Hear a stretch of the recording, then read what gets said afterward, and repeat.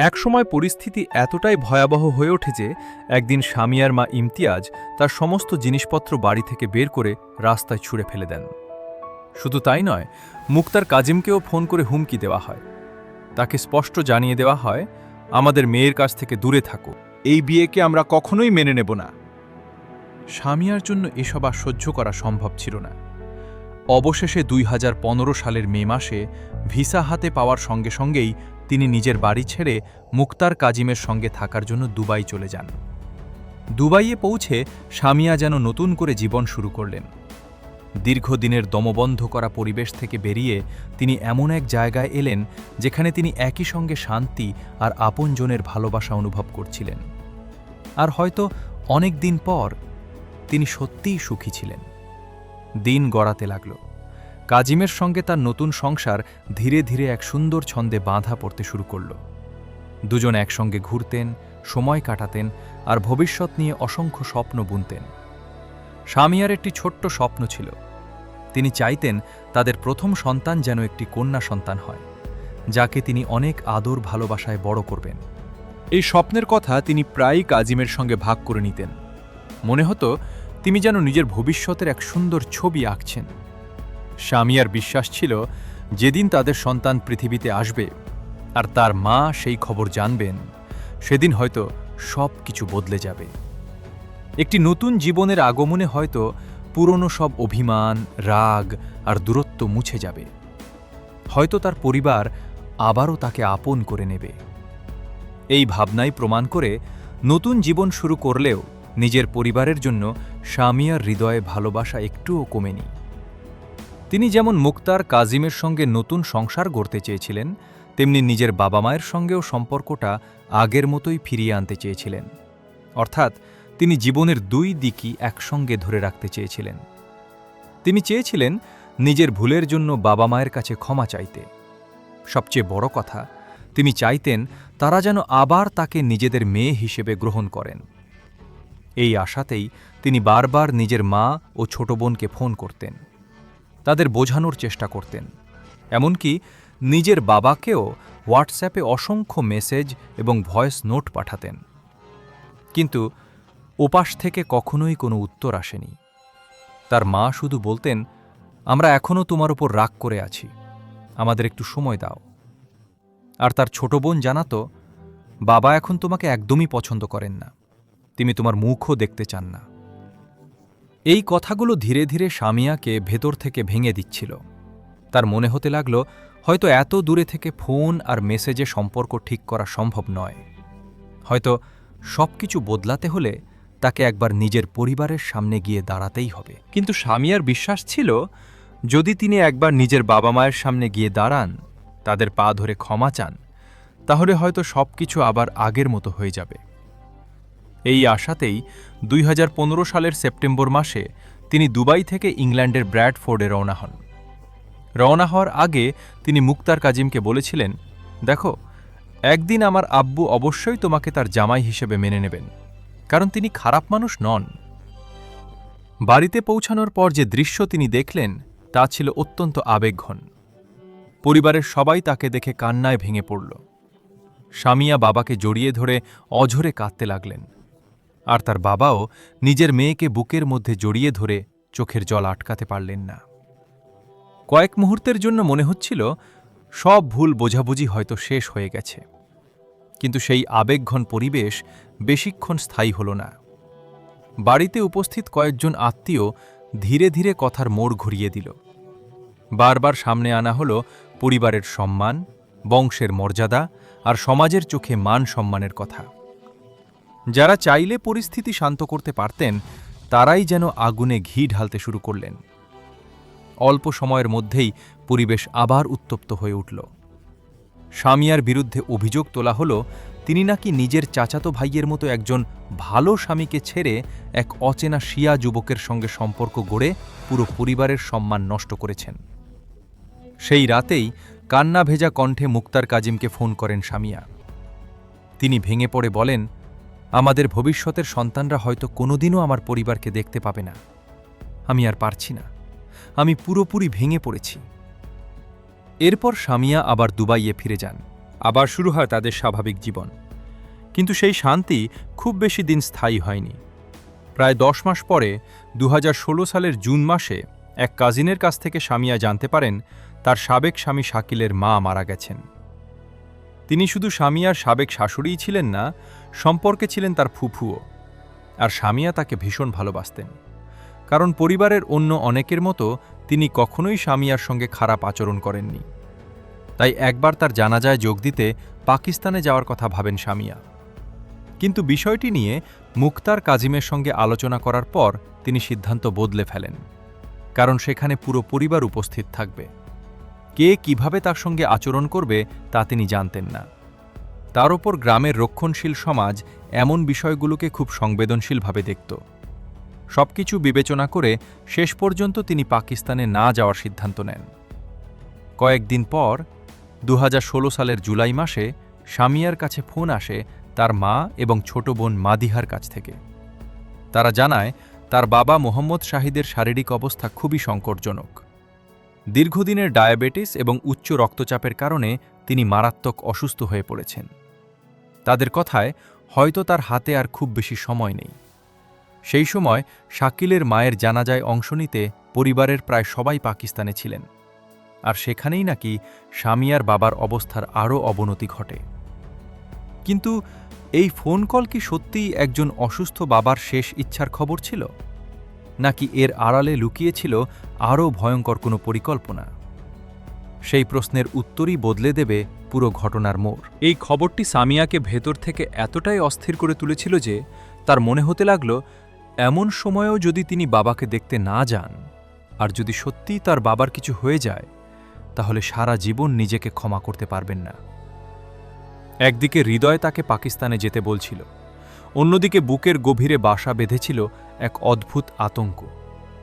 শামিয়া যেতে চেয়েছিলেন, কিন্তু একই সঙ্গে তিনি নিজের জীবন নিয়েও ভয় পাচ্ছিলেন। এই আশঙ্কার কথাও তিনি নিজের ঘনিষ্ঠ বন্ধুদের জানিয়েছিলেন। তিনি বলেছিলেন, আমার মনে হচ্ছে আমি যদি পাকিস্তান যাই, হয়তো আর ফিরে আসতে পারব না। শামিয়ার এই ভয় অমূলক ছিল না, তাই তার প্রায় সব বন্ধুই তাকে পাকিস্তানে না যাওয়ার পরামর্শ দেন। মুক্তার কাজিমও অন্তর থেকে চাননি যে শামিয়া সেখানে যাক, কারণ আগেরবার তার পরিবারের আচরণ তিনি নিজের চোখে দেখেছিলেন। কিন্তু এবার পরিস্থিতি ছিল সম্পূর্ণ ভিন্ন। একদিকে ছিল শামিয়া নিরাপত্তার চিন্তা, অন্যদিকে একজন মেয়েকে তার অসুস্থ বাবার সঙ্গে শেষবারের মতো দেখা করতে বাধা দেওয়াটাও তার কাছে ঠিক মনে হচ্ছিল না। তার ভেতরেও এক ধরনের অপরাধ বোধ কাজ করছিল। যদি সত্যি শামিয়ার বাবার কিছু হয়ে যায়, আর যদি সেই শামিয়াকে যেতে বাধা দেয়, তাহলে হয়তো সেই অপরাধ বোধ তাকে সারা জীবন তাড়া করে বেড়াবে। এই দ্বিধাদ্বন্দ্বের মাঝেই শেষ পর্যন্ত মুক্তার আর জোর করে শামিয়াকে আটকানোনি। তিনি তাকে পাকিস্তানে যেতে দেন। তবে বিমানবন্দরে যাওয়ার পথে একবার গাড়ি থামিয়ে তিনি শেষবারের মতো শামিয়াকে জিজ্ঞেস করেছিলেন, আরেকবার ভেবে দেখবে? জবাবে শামিয়া তাকে শক্ত করে জড়িয়ে ধরে হাসি মুখে বলেছিলেন, আমি ঠিক থাকব, আমার কিছু হবে না, আমি তোমাকে ভালোবাসি, নিজের খেয়াল রেখো। কাজিমও বলেছিলেন, তুমিও নিজের খেয়াল রেখো, নিরাপদে পৌঁছে আমাকে জানিও। 2016 সালের 14 জুলাই পাকিস্তানে পৌঁছে প্রথম রাতটি শামিয়া তার এক বান্ধবীর বাড়িতে কাটান। সেখানেই তিনি নিজের পাসপোর্ট, পরিচয়পত্র এবং দুবাই ফেরার টিকিট লুকিয়ে রেখে দেন। তিনি সঙ্গে সঙ্গেই এই বিষয়টি টেক্সট মেসেজে কাজিমকে জানিয়েছিলেন। আরও লিখেছিলেন, রাত হয়ে যাওয়ায় এখন গ্রামে যাওয়া নিরাপদ নয়, তাই পরদিন সকালে তিনি নিজের গ্রামের উদ্দেশ্যে রওনা হবেন।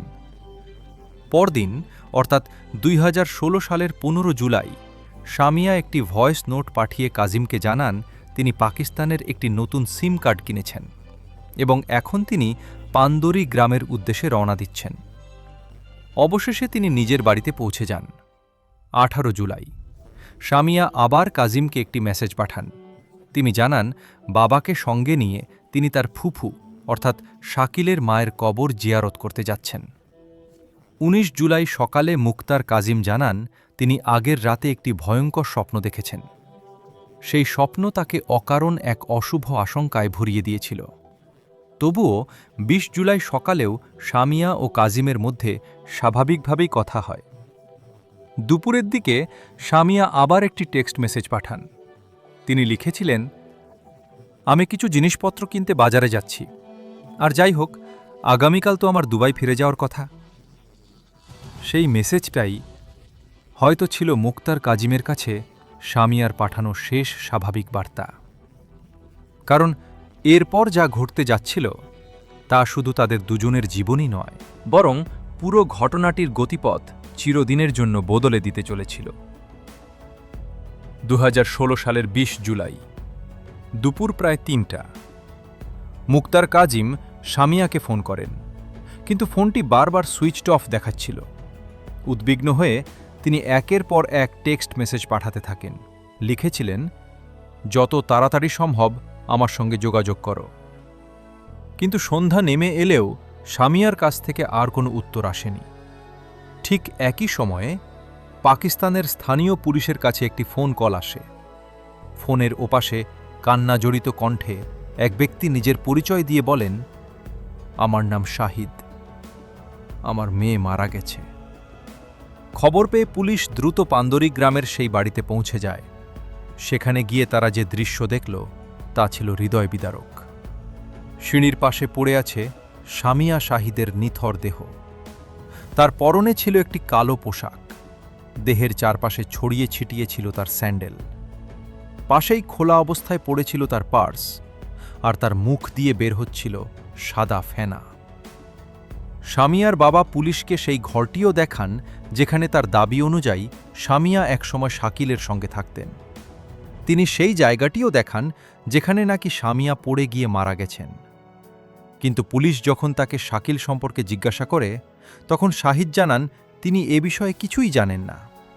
এমনকি সামিয়ার মৃত্যুর পর থেকে তিনি শাকিলকে দেখেননি বলেও দাবি করেন। সেদিনই সামিয়ার ময়নাতদন্ত সম্পন্ন করা হয়, আর আশ্চর্যের বিষয়, সেই সন্ধ্যাতেই তাকে দাফনও করে দেওয়া হয়। অন্যদিকে মুক্তার কাজিম সারাদিন সামিয়ার সঙ্গে যোগাযোগের চেষ্টা করছিলেন।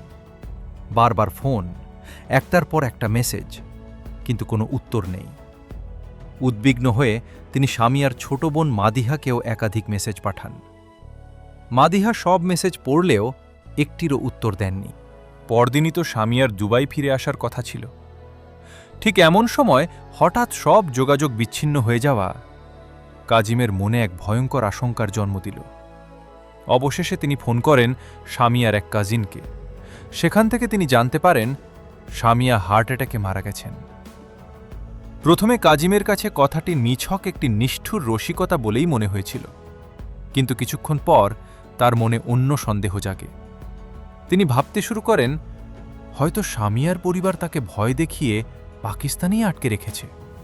হয়তো তার পাসপোর্ট কেড়ে নেওয়া হয়েছে যাতে সে আর দুবাই ফিরে যেতে না পারে। এই বিশ্বাস নিয়েই সত্য জানার আশায় মাত্র ৩ দিনের মধ্যেই মুক্তার কাজিম পাকিস্তানের পান্দরি গ্রামে পৌঁছে যান।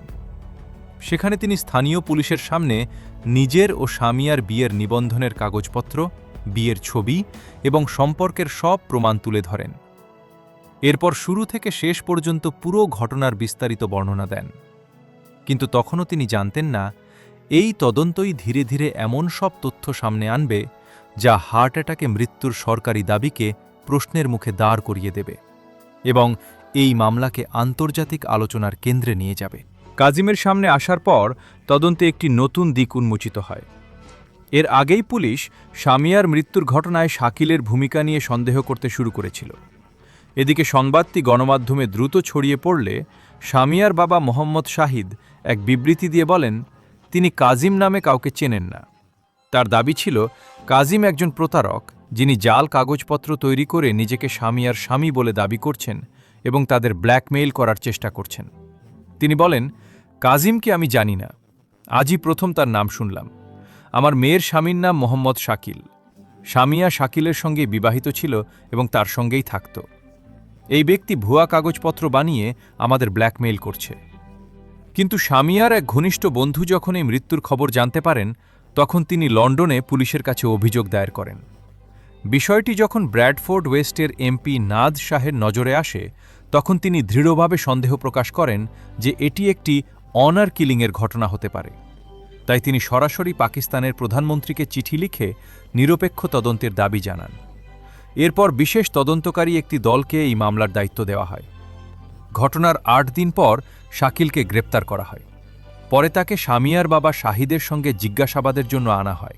জিজ্ঞাসাবাদের সময় তদন্তকারীদের সামনে ঘটনার বিভিন্ন গুরুত্বপূর্ণ তথ্য উঠে আসে। তদন্তে জানা যায়, শাকিল যে কোনো মূল্যে সামিয়াকে পাকিস্তানেই আটকে রাখতে চেয়েছিল। সে চাইছিল সামিয়া যেন কাজিমের সঙ্গে তার সম্পর্ক ও বিয়ে সম্পূর্ণভাবে শেষ করে দেয়। ২০ জুলাই দুপুরে সামিয়া বাজারে গেলে শাকিল ও শাহিদ গোপনে তার সমস্ত জিনিসপত্র তল্লাশি করে। তাদের উদ্দেশ্য ছিল সামিয়ার পাসপোর্ট ও দেশে ফেরার টিকিট খুঁজে বের করা। বাজার থেকে ফিরে নিজের জিনিসপত্র এলোমেলো অবস্থায় দেখে সামিয়া সবকিছু বুঝতে পারেন। এরপরই শাকিল ও সামিয়ার মধ্যে তীব্র তর্ক শুরু হয়। তদন্তে আরও উঠে আসে, শাকিল সামিয়াকে নিজের সম্পত্তির মতো মনে করত এবং তার জীবনের প্রতিটি সিদ্ধান্তের ওপর নিজের অধিকার প্রতিষ্ঠা করতে চাইত। কিন্তু সামিয়া যখন সেই সম্পর্ক থেকে বেরিয়ে এসে নিজের জীবন ও নিজের সিদ্ধান্তকে অগ্রাধিকার দিতে চান, তখন শাকিল তা মেনে নিতে পারেনি। তদন্তকারীদের অভিযোগ অনুযায়ী ওই দিন শাকিল সামিয়ার ওপর যৌন সহিংসতা চালায়। সামিয়া বারবার প্রতিরোধ ও সাহায্যের চেষ্টা করলেও তাকে কেউ রক্ষা করতে এগিয়ে আসেনি। অভিযোগে বলা হয়, পরিবারের অন্য সদস্যরাও তাকে সাহায্য করেননি। এই ঘটনার পরপরই মামলাটি আরও জটিল ও গুরুতর রূপ নেয় এবং তদন্তের মূল কেন্দ্রবিন্দুতে পরিণত হয়। শাকিলের হাত থেকে নিজেকে ছাড়িয়ে সামিয়া চিৎকার করতে করতে পালানোর চেষ্টা করেন, কিন্তু অভিযোগ অনুযায়ী শাকিল পিছন থেকে তার গলায় একটি স্কার্ফ পেঁচিয়ে শ্বাসরোধ করে তাকে হত্যা করে। আরও হৃদয়বিদারক অভিযোগ হল, সেই সময় সামিয়ার বাবা মোহাম্মদ শাহিদ নাকি নিজের মেয়ের 2 পা চেপে ধরে রেখেছিলেন, যাতে সে নিজেকে মুক্ত করতে না পারে। একজন প্রাণবন্ত হাসিখুশি তরুণীর জীবন শেষ হয়ে গেল সেই বাড়িতেই, যেখানে তিনি ক্ষমা, ভালোবাসা আর আপনজনের আশ্রয় খুঁজতে এসেছিলেন। এখন প্রশ্ন হল, এত বছর পরও কি সামিয়া সত্যিই ন্যায় বিচার পেয়েছেন? মোহাম্মদ শাহিদ বারবার দাবি করে আসছিলেন তার মেয়ের মৃত্যু হৃদরোগে হয়েছে। একই সঙ্গে অভিযোগ উঠেছিল, ঘুষের কারণে কিছু পুলিশ কর্মকর্তা এবং মেডিকেল পরীক্ষক ঘটনাটি ধামাচাপা দেওয়ার চেষ্টা করেছিলেন। কিন্তু ব্র্যাডফোর্ড ওয়েস্টের এমপি নাজ শাহের চাপ এবং সামিয়ার ময়নাতদন্তের রিপোর্ট শেষ পর্যন্ত পুরো ঘটনাকে নতুন মোড় দেয়। ময়নাতদন্তে সামিয়ার গলায় প্রায় ১৯ সেন্টিমিটার দীর্ঘ লালচে বাদামি রঙের আঘাতের চিহ্ন পাওয়া যায়। প্রতিবেদনে মৃত্যুর কারণ হিসেবে উল্লেখ করা হয় শ্বাসরোধ, স্ট্র্যাঙ্গুলেশন। একই প্রতিবেদনে তদন্তকারীরা উল্লেখ করেন যে হত্যার আগে তার ওপর যৌন সহিংসতা চালানো হয়েছিল। এই চাঞ্চল্যকর তথ্য প্রকাশ্যে আসার পর পাকিস্তান সরকার নতুন করে তদন্তের নির্দেশ দেয়। এরপরই মামলার প্রধান তদন্তকারী কর্মকর্তা আকিল আব্বাসকে প্রমাণ গোপন করা এবং তদন্তকে ভিন্ন পথে পরিচালিত করার অভিযোগে গ্রেপ্তার করা হয়। অভিযোগ ছিল, তিনি সামিয়ার মা ইমতিয়াজ বিবি এবং বোন মাদিহাকে পাকিস্তান ছেড়ে ইংল্যান্ডে ফিরে যেতে সহায়তা করেছিলেন। এছাড়া সামিয়ার এক চাচাকে জাল নথিপত্র তৈরির অভিযোগে গ্রেপ্তার করা হয়। পরে মোহাম্মদ শাহিদ এবং শাকিলকেও হেফাজতে নেওয়া হয়। কিন্তু তারপরও প্রশ্ন থেকে যায়, সামিয়া কি আদৌ ন্যায় বিচার পেয়েছিলেন? আদালতে প্রতিরক্ষার পক্ষ থেকে যুক্তি দেওয়া হয় যে শাকিল নিজ হাতে সামিয়ার গলা চেপে ধরেছিলেন, এমন কোনো প্রত্যক্ষ ফরেনসিক প্রমাণ নেই। প্রায় 6 মাস পর লাহোর হাইকোর্ট মোহাম্মদ শাহিদকে জামিনে মুক্তি দেয়। আদালতের পর্যবেক্ষণ ছিল, হত্যাকাণ্ডে তার সরাসরি সম্পৃক্ততার পর্যাপ্ত প্রত্যক্ষ প্রমাণ উপস্থাপন করা যায়নি। এর 1 বছর পর 2018 সালের জানুয়ারিতে অসুস্থতার কারণে লাহোরের একটি হাসপাতালে মোহাম্মদ শাহিদের মৃত্যু হয়। একই বছরের সেপ্টেম্বর মাসে আদালত শাকিলকেও মুক্তি দেয়। আর আজ সামিয়া শাহিদের হত্যাকাণ্ডের প্রায় 1 দশক পেরিয়ে গেলেও মামলার বিচার প্রক্রিয়া এখনও সম্পূর্ণ হয়নি। এমনকি দীর্ঘ সময় পর্যন্ত মামলার ট্রায়ালের নির্দিষ্ট তারিখও ঠিক করা যায়নি। হয়তো এই গল্পের সবচেয়ে বড় ট্র্যাজেডি এখানেই।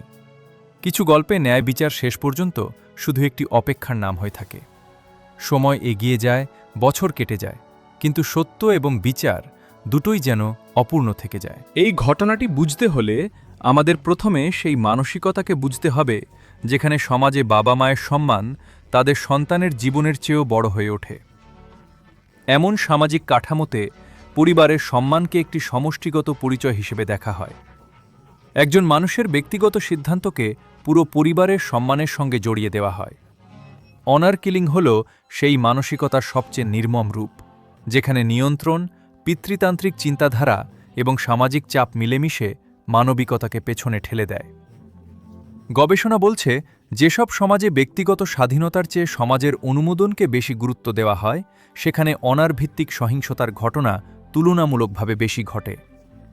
জাতিসংঘের হিসাব অনুযায়ী প্রতি বছর পৃথিবীতে হাজার হাজার মানুষ এই ধরনের মানসিকতার শিকার হন। সবচেয়ে ভয়ঙ্কর বিষয় হল, এই অপরাধ শুধু একজন মানুষ করে না, অনেক সময় আশপাশের সমাজও সেটিকে ন্যায্য বলে প্রতিষ্ঠা করার চেষ্টা করে। এমনকি নিজের কাছের মানুষরাও নীরব থাকে অথবা প্রত্যক্ষ কিংবা পরোক্ষভাবে সেই অপরাধে অংশ নেয়। কিন্তু আমাদের সবার নিরাপত্তার জন্য এই ঘটনার আরেকটি দিক বোঝাও জরুরি। মানুষের মস্তিষ্ক শুধু যুক্তি দিয়ে নয়, আবেগ দিয়েও পরিচালিত হয়। আর অনেক সময় আবেগ আমাদের যুক্তিবোধকে ছাপিয়ে যায়। মনোবিজ্ঞানে এটিকে অ্যাটাচমেন্ট নিড এবং ইমোশনাল বায়াস হিসেবে ব্যাখ্যা করা হয়। যখন আমরা প্রিয় কোনো মানুষের থেকে দূরে সরে যাই, তখন সেই সম্পর্ক ফিরে পাওয়ার আকাঙ্ক্ষা আরও তীব্র হয়ে ওঠে। সেই কারণেই অনেক মানুষ এমন জায়গায়ও ফিরে যাওয়ার সিদ্ধান্ত নেন যেখানে তারা আগে কষ্ট পেয়েছিলেন। সামিয়ার ক্ষেত্রেও একের পর এক স্পষ্ট সতর্ক সংকেত ছিল। মা ও বোনের সঙ্গে ক্রমাগত বিরোধ, তার জিনিসপত্র বাড়ি থেকে বাইরে ফেলে দেওয়া, সেই হামলার ঘটনা যেখানে শুধু তাকেই লক্ষ্যবস্তু করা হয়েছিল, নিজের জীবন নিয়ে ভয়, যা তিনি বারবার বন্ধুদের সঙ্গে ভাগ করে নিয়েছিলেন। এমনকি নিজের পাসপোর্ট ও ফেরার টিকিটও তিনি এক বন্ধুর বাড়িতে লুকিয়ে রেখেছিলেন। এসবই প্রমাণ করছিল যে পরিস্থিতি মোটেও স্বাভাবিক ছিল না। তার ঘনিষ্ঠ মানুষ, বন্ধুরা এবং কাজিম সবাই তাকে যেতে নিষেধ করেছিলেন। তিনিও ঝুঁকির বিষয়টি বুঝতেন এবং ভীত ছিলেন। তবুও তিনি গিয়েছিলেন, কারণ তার ভেতরে একজন মেয়ে ছিল যে তার বাবাকে শেষবারের মতো দেখতে চেয়েছিল। একজন মানুষ ছিল যে ভাঙা সম্পর্কগুলো আবার জোড়া লাগানোর আশা করেছিল। আর ছিল একটি বিশ্বাস, হয়তো এবার সব ঠিক হয়ে যাবে। কিন্তু এখানেই একটি গুরুত্বপূর্ণ বিষয় মনে রাখা দরকার। সহমর্মিতা এবং আশা মানুষকে মানবিক করে তোলে। তবে যখন সামনে থাকা মানুষগুলো চরমপন্থী মানসিকতা ও বিপজ্জনক চিন্তাধারায় বিশ্বাস করে, তখন সেই একই সহমর্মিতা কখনো কখনো বড় বিপদের কারণ হয়ে উঠতে পারে। সমাজে খারাপ মানুষ নতুন নয়, তারা সবসময় ছিল এবং হয়তো ভবিষ্যতেও থাকবে। সমস্যা তাদের অস্তিত্বে নয়, সমস্যা হল আমরা অনেক সময় তাদের আচরণের ধরন এবং সতর্ক সংকেতগুলো উপেক্ষা করি। এই লাল সতর্কবার্তাগুলোকে অগ্রাহ্য করা প্রায় আবেগের বশে নেওয়া সিদ্ধান্ত হয়, কিন্তু তার পরিণতি বাস্তব জীবনে ভয়াবহ হতে পারে। সচেতনতার অর্থ শুধু অন্যকে বোঝা নয়, নিজেকেও বোঝা। কখন আমরা আবেগের প্রবাহে নিজের নিরাপত্তাকে ঝুঁকির মুখে ফেলে দিচ্ছি। এই গল্পটি শুধু একটি অপরাধের কাহিনী নয়, এটি আমাদের জন্য একটি সতর্কবার্তা। জীবনের গুরুত্বপূর্ণ সিদ্ধান্ত শুধু হৃদয় দিয়ে নয়, যুক্তি দিয়েও নেওয়া উচিত। আর কখনো কখনো পিছনে ফিরে না তাকানোই সবচেয়ে নিরাপদ পথ হয়ে ওঠে।